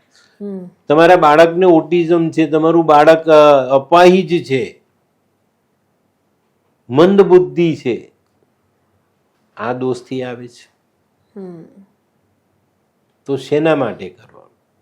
તો આપણામાં જો આપણા ઋષિમુનિઓ ગોયણી કે કુમારિકાના રૂપે આ ઉપાય મૂક્યો છે. અત્યારે આપણે કોઈ કન્યા શાળા અથવા કોઈ અનાથ શાળામાં કે અથવા આપણી આજુબાજુ કોઈક એવી દીકરીઓ છે જેને આપણે આ રીતને મિષ્ટાન સાથેનું ભોજન કરાવીએ, કંઈક દક્ષિણા આપીએ, તો આવા દોષમાંથી તરત છુટકારો મળે. તરત. બકરીની સેવા એ પણ તમને બહુ ફાયદો આપે. ચામાચીડિયાને તમે ખાવાનું નાખો તો બહુ ફાઇન. ચામાચીડિયું બુધનું પ્રાણી છે, બહુ જ જરૂરી છે આ બધી વસ્તુઓ. બરાબર. તો મિત્રો, આવા પિતૃદોષમાં અંધશ્રદ્ધામાં ભટકવા કરતા આ વિડીયો બરાબર સાંભળજો અને જે ઉપાય મેં બતાવ્યા તે કરજો. જીવનમાં એટલો બધો ફરક પડશે ને એટલો જલ્દી ફરક પડશે કે તમે કલ્પના પણ નહીં કરી હોય. તો દાદા, હવે જે શનિ ગ્રહ છે તો એનો દોષ કેવી રીતે લાગે અને એનું નિવારણ શું? શનિનો દોષ પણ મહત્વનો છે. શનિનો પિતૃદોષ જોઈએ તો એ 10મા અને 11મા સ્થાનથી લાગે. 10મા સ્થાનમાં સૂર્ય ચંદ્ર મંગળ આ કોઈ ગ્રહ બેઠેલા છે. 10મા સ્થાનમાં એટલે મકર રાશિમાં, કુંભ રાશિમાં 10મું સ્થાન જોજો, રાશિ નહીં. 10મા સ્થાનમાં અને 11મા સ્થાનમાં સૂર્ય ચંદ્ર મંગળ આ ત્રણમાંથી કોઈ એક ગ્રહ બેઠેલો છે તો તમને શનિનો દોષ લાગે. શનિનો દોષ જ્યારે લાગે ને ત્યારે શનિ એટલે શું? કુટુંબ, પ્રોપર્ટી અને શરીરના મસલ્સ. ઓકે. તો આવા માણસને કુટુંબનું સુખ નહીં હોય. નહીં મળે. હશે તો કંઈક ને કંઈક નાની મોટી રકઝક હશે, તકલીફ હશે, કંઈક લડાઈ હશે, કોર્ટ કચેરી હશે, પ્રોપર્ટીને લગતી બહુ મોટી પરેશાની ઉભેલી હોય છતાં વાપરી નહીં શકે. મારી પાસે આવા કેસ છે ને મુંબઈથી બહુ આવે કે બાપ દાદાઓ પેલા કચ્છીઓ નહીં હતા ને તે બધા સંયુક્તમાં રહેતા. તો 3 ભાઈની મિલકત હોય, દાદા ગયા, બાપા ગયા, હવે 3 ભાઈ લડતા હોય. નીચે તો પગડીમાં આપી જ, વચ્ચે તો મારી પાસે જ, ઉપર ખાલી પડ્યું, વાપરે કોઈ નહીં. તો આ જે ઝઘડાઓ છે ને તે શનિના દોષમાં આવે. શનિ પ્રોપર્ટી છે, મસલ્સ છે, તમારું કુટુંબ છે, કુટુંબના ઝઘડા પરેશાન કરે એ કરે. આવો માણસ પ્રોપર્ટી લેવામાં બહુ બધી પરેશાનીનો સામનો કરે. ઓકે. લેવી છે હમણાં વચ્ચે એક મારી પાસે બેન આવેલા અમદાવાદથી, મને કહે કે સાહેબ મારી પાસે પૈસા છે, ઘરમાં પૈસા પડેલા છે, હું પ્રોપર્ટી 3 વર્ષથી લઈ નથી શકતી. ઓકે. ઉપાય કરાવ્યા, બેને લઈ લીધો, પોતાનું ઘર લઈ લીધું, બધું સરસ થઈ. પણ આને સમજવાનું છે સૂર્ય ચંદ્ર મંગળ શનિના દુશ્મન ગ્રહ છે અને એ 10 કે 11મા સ્થાનમાં બેસે ત્યારે આ પ્રોબ્લેમ આવે. કૌટુંબિક ઝઘડાઓ હશે, કોર્ટ કચેરી હશે, પ્રોપર્ટીને લગતા મામલા હશે. ઘણી વખત એવું સંભળાય કે સાહેબ જૂના ઘરમાં બહુ સુખી હતો, નવા ઘરમાં રહેવા ગયો ને દુખી થઈ ગયો. હવે આ શું છે? આ બધો શનિનો પ્રભાવ છે. બરાબર. આ ઋણની વાત કરીએ તો શનિ માટે બીજી એક ખાસ વાત કહી દઉં. તમે જ્યારે પણ પ્રોપર્ટી બનાવો ત્યારે કોઈ સારા જ્યોતિષ પાસે તમારો ગોચરનો શનિ અને જન્મનો શનિ કયા સ્થાનમાં છે એ વિશેની જાણકારી મેળવજો. એની પર કોઈ ચોક્કસ માણસની સલાહ લેજો અને પછી પ્રોપર્ટી વસાવજો. નહીં તો લાખો રૂપિયા ખર્ચીને પણ દુઃખી થવાશે. તો એક બહુ મહત્વની વાત છે, તો એની પર ધ્યાન આપજો અને ચોક્કસ આ રીતના કામ કરીએ તો આપણે પ્રોપર્ટીના દુઃખમાંથી બચી જઈએ. આવા દોષમાં નિવારણ શું આવે? આવા દોષમાં બહુ સરસ નિવારણ છે. શનિના જાનવર, કાગડો, કૂતરો, ભેંસ, માછલી, આ જાનવરને ખવડાવો. ગરીબ પરિવારને મદદ કરો અને ઘઉંનો લોટ અને બદામનો ભૂકો 2 ભેગા કરો, એ લોટ બાંધો, એની નાની નાની ગોળીઓ બનાવી ને માછલીને ખવડાવો. માછલી શનિનું એવું જાનવર જેનું ઘર નથી, તો આ દોષમાંથી નીકળી જશો. કોર્ટ કચેરીના ઝઘડા માટે બાકીના જાનવરોને ખવડાવો. આ બધું નાના નાના ઉપાયોની સાથે જોડાયેલું. તમે એને કરશો તો ચોક્કસ ફાયદો થશે. અને આવા 10મા અને 11મા સ્થાનમાં શનિ આવે ને ત્યારે આવા લોકોએ ખાસ કરીને શરાબ અને માંસાહાર એનાથી દૂર રહેવા. શરાબ ને માંસાહારથી દૂર રહો તો ચોક્કસ ફાયદો થાય. હવે આ શનિનું દોષ લાગવાનું કારણ, કોઈની પાસે પ્રોપર્ટી લઈ લીધી, એના પૈસા નહીં આપ્યા, કોઈના મકાનમાં આપણે રહ્યા ખાલી જ નહીં કર્યું, આપણે એને કબજો જ નહીં આપ્યો, તો આ બધી વસ્તુઓ આ રીતની જોવાય છે. તો આવા પાપ આપણે પિતૃદોષમાં ઘસડી જાય છે અને આપણે પિતૃદોષ માટે ક્યાં ક્યાં ભટકીએ છીએ. તો આને સમજવાનું છે. પિતૃદોષ એટલે શું? આપણું કર્મ. હવે તમે કોઈની પ્રોપર્ટી લઈ લીધી હોય ગયા જન્મમાં, તમારા વડીલોએ લઈ લીધી હોય આ જન્મમાં, આગલા જન્મમાં, તો એના માટે તમને પ્રોપર્ટીનું સુખ આ જન્મમાં ઓછું મળે ને એનાથી તમને નુકસાન થાય જ. તો તમે કેવી રીતે એમાંથી બહાર નીકળી શકો? તો એના માટે આ નિરાકરણ આપ્યા. એને નિરાકરણ કરો, ચોક્કસ તમને ફાયદો થાય. હવે દાદા, રાહુ ગ્રહ છે તો તેના દોષ વિશેની આપણે વાતો કરીએ. ચોક્કસ. બધાનું લાગે તો રાહુનું ઋણ પણ તો લાગે જ. રાહુનો દોષ લાલ કિતાબમાં 12મું સ્થાન રાહુ સાથે જોડાયેલું છે. 12મા સ્થાનમાં સૂર્ય, મંગલ અને શુક્ર, આ ત્રણમાંથી કોઈ એક ગ્રહ બેઠેલો છે તો રાહુનો દોષ લાગે. રાહુના દોષમાં 2 વાત બહુ મહત્વની છે. પહેલી વાત, આયોજન કરીને કરેલું કામ પાછું પડે. પ્રોજેક્ટ આખો બનાવી દીધો, બધું ફાઇન, બધું સરસ, ફેલ. હા, ફેલ થઈ જાય. બીજું, સાસરાના સંબંધો સારા ન રહે, બહુ મહત્વની વાત. હું કુંડળી જોવા બેસું ને ત્યારે 12મા સ્થાનમાં સૂર્ય, મંગલ કે શુક્ર હોય ને એટલે મારો પહેલો જવાબ હોય કે ભાઈ તમને સાસુ જમવા નથી બોલાવતા. ઓકે. પેલા ભાઈ હશે કે હા સાહેબ એવું જ છે, જરાક સાસરામાં સંબંધ સારા નથી. ના જોઈ કુંડળી બધું બોલે જ છે, આપણે ખાલી બોલાવનાર વ્યક્તિ સામે બરાબર હોવું જોઈએ. કુંડળી શું બોલે છે તમને લોકોને આઈડિયા નથી. અમે બધી જ વસ્તુ કહી શકીએ છીએ, દરેક વસ્તુ. અમને આયુષ્ય કહેવાનો અધિકાર નથી. એ અમને નડે છે. અને આમાં હા, આયુષ્યમાં બી અમે તમને હિન્ટ જરૂર આપી દઈશું ચોક્કસ કે ભાઈ આ સમય સાચવજો, આમાં આ કરજો, આ કરજો. કરશો તો બચી જશો, નહીં કરો તો જવાનું તો છે જ આજે નહીં ને કાલે. પણ આ બાબત પૂછપરછમાં નહીં આવે, અમે એનો જવાબ નથી આપી શકતા. એનું કારણ છે કે આ એક મનોવૈજ્ઞાનિક તરીકે જોઈએ તો પણ આપણે નુકસાન કરતા. પેલો માણસ વિચારી લે કે ભાઈ 2 મહિના પછી મારું મોત તો એ આજથી જ મરી જાય, એટલે એ નથી કરવાનું. એમાં બહુ ચોક્કસ. અને આમાં મુખ્ય વાત છે, મેં કીધું તે શાસ્ત્રામાં તકલીફ, સમજી વિચારીને કરેલા કાર્યમાં આપણે ઉલટા પડીએ, એનું પરિણામ બહુ જ અલગ ટાઈપનું આવે છે. આપણે એને સમજી નથી શકતા. આ ઋણને અજન્માનું ઋણ કહેવાય. અજન્માનું, આપણે જન્મ નથી તે પહેલા થયેલું પાપ. ગયા જન્મમાં આપણે સાસરાવાલાને ધોકો આપ્યો, આપણા નજીકના બહુ અંગત માણસને ધોકો આપ્યો, તો આ બધી વસ્તુઓ આપણે અહીંયા ભોગવવાની આવે અને એનાથી આપણને નુકસાન થાય છે. તો આની પર આપણે બહુ ચોકસાઈ રાખવી પડે, સમજદારી રાખવી પડે ને પછી આગળ વધવું પડે તો આપણને એમાં ફાયદો મળે. હવે આનું નિવારણ શું? આનું નિવારણ તમારા કુટુંબના સભ્ય ગણો, દાદા દાદી પછી જે કંઈ પણ છેલ્લું સંતાન આવ્યું ત્યાં સુધીનું એટલા નારિયેલ લાવો, છોડાવાલા, ને જેની કુંડળીમાં ઋણ છે એના માથા પરથી ઓવારી ને વહેતા જલમાં વહાવી દો. નારિયેલ રાહુનું ફળ છે, નારિયેલમાં રાહુની ઓરા છે અને તમે આ કરી લેશો તો ચોક્કસ ફાયદો થશે. બરાબર? પણ આનું નિવારણ જરૂરી, કારણ કે તમે સમજી વિચારીને કરેલા કાર્યમાં ઉલટા પડો. આ યોગ ઘણી વખત તમને જેલ સુધી લઈ જાય. તો આનું નિવારણ જરૂરી. બરાબર?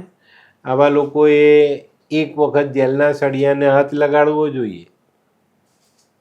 અને શક્ય હોય ને તો કોઈ સારા પોલીસવાળાને કહેજો કે ભાઈ જરાક લોકો ખોલી આપો, અંદર જજો, દરવાજો બંધ કરીને સળિયાને હાથ લગાવી આવજો, આમથી આમ, આમથી આમ 2 વાર. યોગ પતી જશે. એટલે આ એનું નિવારણ છે. નિવારણ. ઓકે. પૂર્ણ નિવારણ. નિવારણ નહીં, પૂર્ણ નિવારણ. ઓકે. સળિયા ગણી આવ્યા ને, યોગ પતી ગયો. એટલે સારી રીતે જઈને તમે ગણી આવ્યા, એટલે તમે કોઈ ખરાબ કામમાં નહીં. યોગ લખેલો છે જેલના સળિયા ગણવાનો, એ ગણી લીધા. બરાબર. આ ઉપાય છે. આ આપણે જરાક હસીને વાત કરી, પણ હસવાની નથી. બહુ સિરિયસ વસ્તુ છે. તો એનું કારણ છે કે જેલ યોગ લખેલો છે અને તમે આ કરી લીધું, બસ આમાંથી મુક્ત થઈ જાય. પણ આવા ઈલાજો લાલ કિતાબમાં છે, બીજામાં નથી. અને પિતૃદોષ બહુ જ ચોક્કસ રીતે જાણવો, બહુ ચોક્કસ રીતે એના ઉપાય કરો તો જીવનમાં આ બધા દોષોનું નિવારણ ચપટીમાં થઈ જાય. બરાબર? હવે દાદા, સૌથી છેલ્લું ઋણ એટલે કે કેતુનું ઋણ, તો એ કઈ રીતે થાય અને એનું નિવારણ શું? કેતુનો દોષ બહુ જ મહત્વનો છે. કેતુ એક એવો ગ્રહ છે કે માનવ જીવનમાં બહુ મહત્વનો ભાગ ભજવે છે. અને આનો દોષ જ્યારે કુંડળીમાં બને ત્યારે માનવ જીવનમાં બહુ મોટું દુઃખ મળે, ઓકે. સંતાન નહીં થાય. ઓકે. આવા વ્યક્તિને ત્યાં સંતાન નહીં થાય. થાય તો દીકરી આવે, દીકરો ના આવે. અને ઘણી વખત દીકરો આપે તો 24-25ની ઉંમર પહેલા ભગવાન પાછો પણ લઈ લે. તો આ એક બહુ મહત્વનો પિતૃદોષ છે. ગયા જન્મમાં તમે કોઈકની બાળકની હત્યા કરી, કોઈ પ્રેગ્નેન્ટ લેડીની હત્યા કરી તો શુક્ર ને કેતુ બેનો દોષ લાગે. બાળકની હત્યા કરી તો કેતુનો દોષ લાગે. એબોર્શન કરાવો છો ત્યારે પણ આ દોષ લાગે. બાળક આવ્યું માના પેટમાં ને આપણે એની હત્યા જ કરી. હા, એક રીતે તો આ દોષ લાગે ને. આને પણ સમજવાનું. આ દોષમાં સમજી વિચારીને કરેલી વાતો ઉલટી પડે. ભગવાન બાળક આપશે, પાછું લઈ લેશે. દીકરી આપશે, એમાં કંઈક ખામી આપશે. બાળક તમને મળી ગયું તો અપાહિજ, મંદ બુદ્ધિ, તકલીફવાળું રહેશે. તો આ એક કુદરતી શ્રાપ કહેવાય. તો આ દોષ કુંડળીમાં ન હોય ત્યાં સુધી સારું. ચલો ભગવાને આપી જ દીધો તો એનું નિવારણ બહુ સરસ છે. કૂતરાની સેવા. એક દિવસ સવારે વહેલા ઉઠી ને નીકળી જાઓ. મિનિમમ ઓછામાં ઓછા 100 કૂતરાને ખાવાનું ખવડાવીને આવી જાઓ. તમારે જોવું હોય તો જોજો. જે લોકોની કુંડળીમાં ચંદ્રમંગલ 6ઠા સ્થાનમાં છે એ લોકો બાળકો માટે ભીખ માંગતા હશે. બાધા, આખડી, દવા, દારૂ. અરે ઘણીવાર 10 IVF ફેલ જાય. 10. મારી પાસે આ કેસ છે અને આ કેસમાં મારા મોઢે બોલાઈ ગયું કે દીકરા તને બચ્ચું મળશે. આપ્યું ભગવાને. પણ ઉપાયો બહુ જરૂરી ઉપાયો. અને જ્યાં સુધી આપણે આ ઉપાય નથી કરતા, એને સમજતા નથી, ત્યાં સુધી આપણને તકલીફ પડે.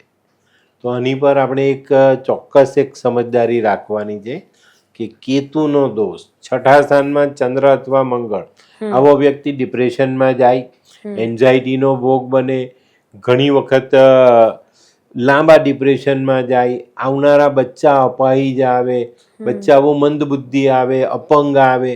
આ બધી વસ્તુ આનાથી આવે. ગયા જન્મમાં તમે કોઈ બાળકની હત્યા કરી તો તેનો જે દંડ છે તે ભગવાન તમને ચોક્કસ આપે. પિતૃદોષ આનું નામ છે. તમે જે ભૂલ કરી છે એનો દંડ તમને કુદરત આપે. પણ આને સમજવાની છે, આપણે નથી સમજતા. એટલે દુનિયા કે વિજ્ઞાન ગમે તેટલું આગળ વધે પણ પ્રકૃતિ જે તમને દંડ આપવાનું છે એ જવાનું નથી. તમારા કર્મોનું ફળ તમને આ નહીં તો આવતા જન્મમાં મળે.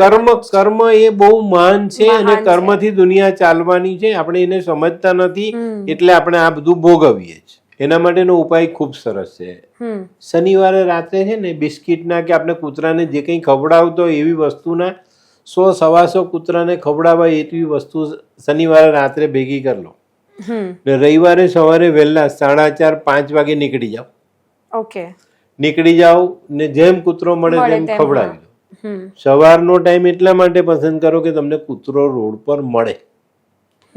રાત્રે માણસ છેલ્લું ખાવાનું નાખીને સૂઈ જાય, પછી કૂતરાને કોઈ ખાવાનું આપવાનું નથી. એ ભૂખો આખી રાત રખડશે. માણસ ઉઠશે સૂર્યોદય પછી એને ખાવાનું મળશે. તો તે પહેલા આપણે ઉઠ્યા, ખાવાનું લઈને નીકળ્યા. દરેક ગલીના નાકા પર કૂતરા રખડતા હશે. તમને 2 કલાકમાં 100 કૂતરા મળી બી જશે. ખવડાવીને તમે ઘરે આવી જશો. નિવારણ કરી લીધું. તો કેટલું સરસ નિવારણ. નાના પછી જીવનમાં કેતુનો દોષ રહેતો નથી. તો મિત્રો, પિતૃદોષ બહુ મહત્વની વાત છે. મેં સમજાયું કે જે દોષ તમે કરો છો, જે ગુનો તમે કરો એનો દંડ કુદરત આપે છે. દાદાએ કર્યું તો દીકરાને બી મળશે. બાપે કર્યું તો દીકરાને મળશે. તમે કર્યું તો તમને ચોક્કસ મળવાનું છે. તો પિતૃદોષ 3 પેઢીએ જાય છે. ત્રીજી પેઢીએ તો ખબર ને લક્ષ્મી પણ રસ્તો બદલી નાખે છે. તો ત્રીજી પેઢી પછી બહુ મહત્વની વાત નથી આવતી, પણ આને સમજવાની છે. મેં ઘણા એવા લોકોને જોયા છે કે બાપ દાદા જાહો જલાલીમાં હતા, આજે કંઈ કંઈ નથી. નથી. હા. બાપ દાદા ખેતરમાં મજૂરી કરતા હતા, આજે એના છોકરાઓ કરોડોપતિ છે. તો આ રીતે લક્ષ્મી બી બદલાય. તો આપણે પણ આપણી ત્રીજી પેઢીના ઋણને ચૂકવીએ, ઓળખીએ, આપણી કુંડળીને ઓળખીએ, આપણી કુંડળીમાં બેઠેલા ગ્રહોને એનાથી બનતા પિતૃદોષને આપણે ઓળખીએ. સરળ રીત મેં આજે તમને બતાવી, એને જીવનમાં જોડીને ચાલશો તો ચોક્કસ તમને પિતૃદોષની જે તકલીફ છે એને તમે જાતે દૂર કરી શકો. બરાબર? તો બહુ મહત્વની વાત છે. તો મિત્રો આ વિડીયો બહુ જ સરસ રીતે સમજજો, ચોક્કસ જીવન બદલાઈ જશે. અને આ પિતૃદોષની જે અંધશ્રદ્ધામાં તમે ભટકો છો ને એમાંથી ચોક્કસ નીકળી જશો. પાઠ પૂજા ચોક્કસ કરો, ભગવાનની ભક્તિ ચોક્કસ કરો, મંદિર જાઓ, દાન ધર્મ પુણ્ય સારા કર્મ બધું જ કરાય, પણ અંધશ્રદ્ધામાં ન જવાય. નહીં જવાય. તો આ ચોક્કસ તમારા માટે બહુ જ સરળ અને સમજવા જેવી વાત મેં તમને કીધી છે. તો દાદા આપણે આ બધી વાતો તો કરી, પણ પિતૃદોષ માટે સૌથી સહેલી પદ્ધતિ કઈ? સહેલી પદ્ધતિ બહુ સરસ છે, આ બી સહેલી જ છે, પણ બીજી એક પદ્ધતિ છે, એને સમજી લો. પહેલા ગુરુનું ઋણ. ગુરુ 9મા સ્થાનમાં બેઠેલા છે અને બુધ 12મા સ્થાનમાં, તો ગુરુનો દોષ લાગ્યો. સૂર્ય 9મા સ્થાનમાં છે અને બુધ 5મા સ્થાનમાં બેઠેલો છે, તો સૂર્યનો દોષ લાગે. ચંદ્ર 9મા સ્થાનમાં છે અને બુધ 4થા સ્થાનમાં છે, તો ચંદ્રનો દોષ લાગે. શુક્ર 9મા સ્થાનમાં છે અને બુધ બીજા અથવા 7મા સ્થાનમાં બેઠેલો હોય ત્યારે પણ પિતૃદોષ લાગે. મંગળ 9મા સ્થાનમાં છે અને બુધ 1 અથવા 8માં બેઠેલા તો પણ દોષ લાગે. શનિ 9મા સ્થાનમાં બેઠેલા છે, બુધ 10મા કે 11મા સ્થાનમાં બેઠેલા હોય તો પણ દોષ લાગે, તો પિતૃદોષ કહેવાય. રાહુ 9મા સ્થાનમાં છે અને બુધ 12મા સ્થાનમાં છે તો પણ પિતૃદોષ લાગે. કેતુ 9મા સ્થાનમાં બેઠેલો છે અને બુધ 6થા સ્થાનમાં તો પણ દોષ લાગે. હવે આ દોષોનું નિવારણ શું? આ દોષોનું નિવારણ નિયમિત ઘરેથી ગાય કાગડા કૂતરાની સેવા, આપણા ઘરના વડીલોની સેવા, ગરીબોની સેવા, તમારાથી થાય તે સારા કર્મ કરો. ચોક્કસ તમને આ ગ્રહોથી લાગતા દોષમાં ખૂબ સારું પરિણામ પ્રાપ્ત થાય. પણ આને સમજજો, ગમે તેમ ગાંડા વેડા નહીં, એમ સમજદારીથી. મેં કીધું છે, વિડીયો સમજ નહીં પડે તો 4 વાર સાંભળજો, પણ ચોક્કસ તમે કરજો. બરાબર?